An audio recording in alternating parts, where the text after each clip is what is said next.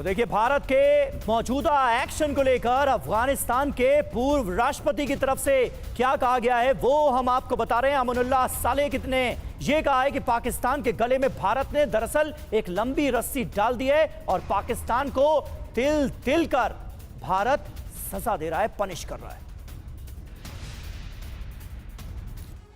तो देखिए, भारत ने पाकिस्तान को घेर लिया है, अफगानिस्तान को। अब यहां पर जाहिर सी बात है कि एक बड़ा मौका नजर आ रहा है। सालेह ने क्या कहा यह आप पहले देख लीजिए। भारत ने दुश्मनों के गले में लंबी रस्सी लपेट दी है।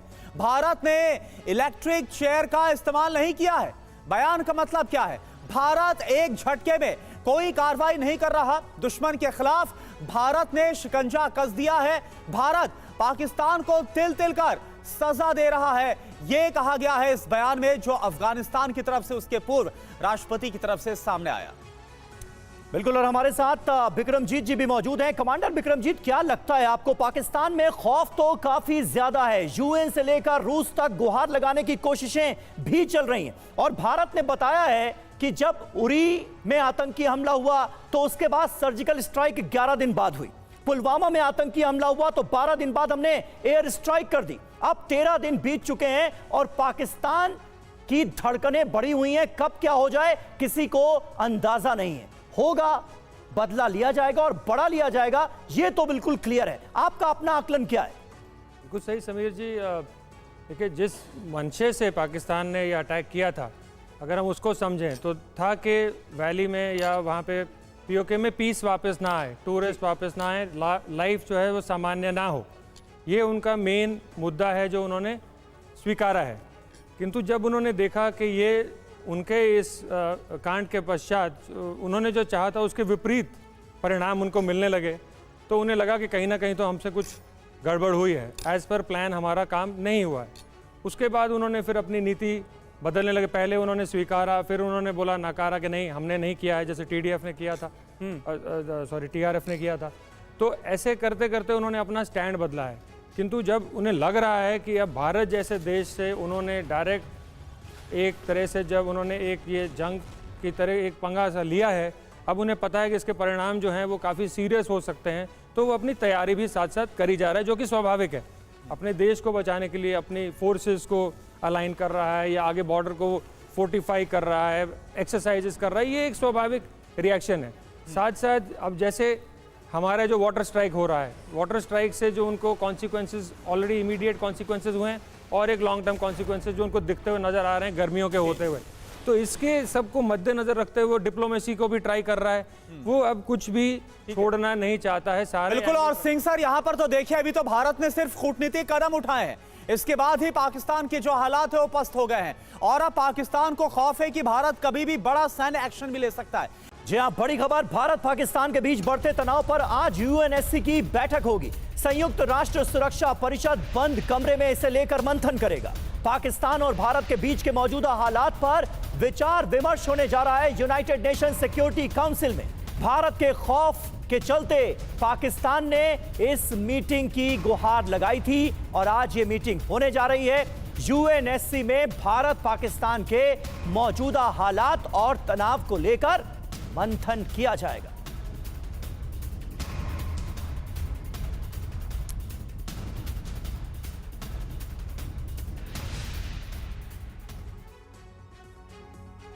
और चलिए अब आपको बताते हैं कि आखिर यूएनएससी में आज भारत और पाकिस्तान को लेकर होने वाली बैठक की पूरी इनसाइड स्टोरी है क्या। दरअसल पाकिस्तान इस वक्त खौफ में है और उसकी तरफ से यूएनएससी में गुहार लगाई गई थी। बंद कमरे में मीटिंग का आग्रह किया गया। पाकिस्तान ने बढ़ते तनाव का हवाला दिया।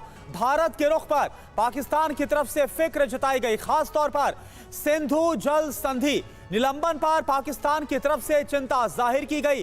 पानी की कमी से बौखलाहट में इस वक्त पाकिस्तान है। पाकिस्तान को भारत के संभावित एक्शन का भी डर सता रहा है और इसी को लेकर गुहार लगाई गई।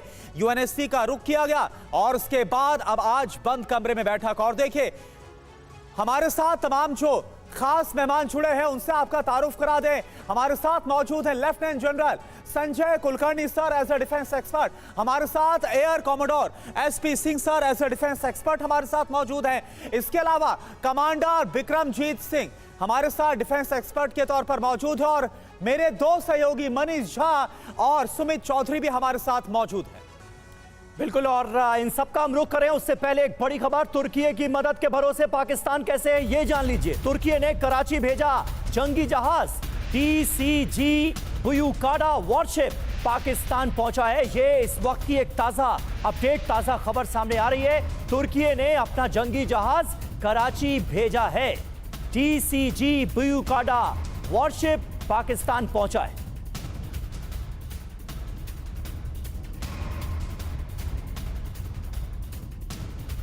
तो भारत के साथ तनाव के बीच ये खबर काफी अहम है। तुर्की ने अपना वॉरशिप कराची भेजा है। ये तस्वीरें आपके सामने हैं। भारत पाक तनाव के बीच TCG बुयुकाडा पाकिस्तान के कराची पोर्ट पर ये वॉरशिप पहुंची है। तुर्की पाकिस्तान के नेवी अफसरों ने इसका स्वागत किया है। और हमारे साथ इस वक्त हमारे तमाम सहयोगी मौजूद हैं, और लेफ्टिनेंट जनरल संजय कुलकर्णी, सबसे पहले मैं आपसे जानना चाहूंगा ये तुर्की आखिर किस हद तक मदद कर सकता है पाकिस्तान की, ऐसे वक्त में जब पाकिस्तान ये देख रहा है कि कौन उसके साथ खड़ा हो सकता है।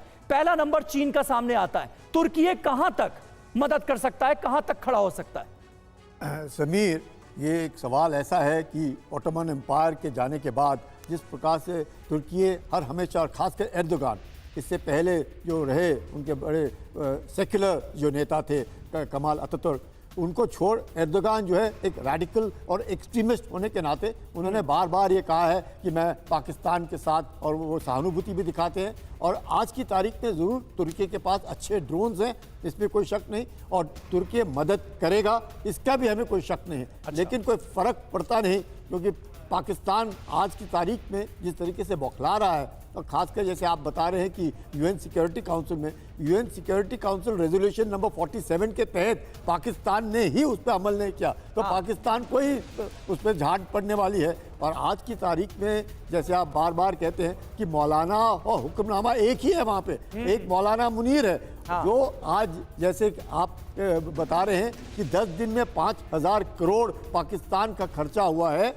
आपको यकीन नहीं होगा कि पाकिस्तान कश्मीर के अंदर 5,000 करोड़ सालाना लगाता है सिर्फ आतंक फैलाने के लिए, जिसके लिए पाकिस्तान की फौज जो है 25 अरब डॉलर प्याज, सीमेंट सब कुछ बेच करके कमाती है। तो पाकिस्तान के अंदर भी फौज के बरखिलाफ जबरदस्त आक्रोश है, इसलिए उनके कोर कमांडर के घर को जलाया गया। और इमरान खान की पार्टी को क्यों नहीं वो ला रहे, इसीलिए नहीं ला रहे कि पाकिस्तान जो है आज जानता है कि किस प्रकार से उसके बरखिलाफ सिर्फ फौज ही नहीं, फौज के अंदर भी मुनीर के बरखिलाफ जिस प्रकार से 50 से लोगों ने, अफसरों ने आने से मना कर दिया, 2-2.5 हज़ार जवानों ने छुट्टी से आने से मना कर दिया, अपने इस्तीफा दे रहे हैं, ये दर्शाता है कि पाकिस्तान के अंदरूनी हालात बहुत ख़राब है।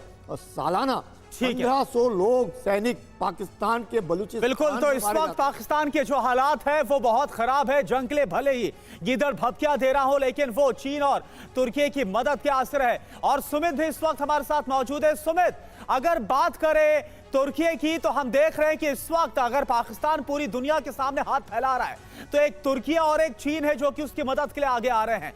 ये जो सहयोग है, क्या वाकई में पाकिस्तान के लिए ये कुछ काम कर पाएगा? हो क्या रहा है, आप जरा बताइए।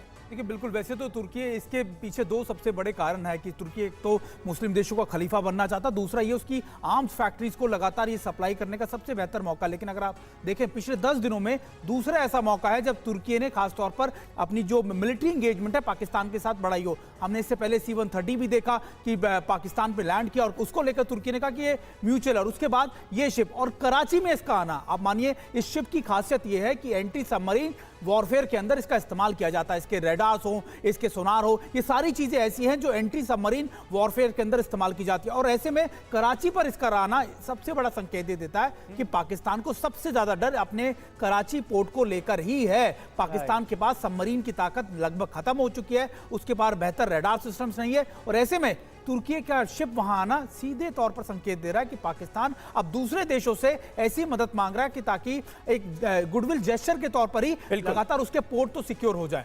बिल्कुल बिल्कुल। और देखिए इस बीच एक अहम खबर और, रूसी विदेश मंत्री के सामने गिड़गिड़ाया पाकिस्तान। सरगेई लावरोव से पाकिस्तानी विदेश मंत्री ने बात की है। भारत जंग भड़काना चाह रहा है, ये पाकिस्तान की तरफ से इस बातचीत में कहा गया है, रोना रोया गया है।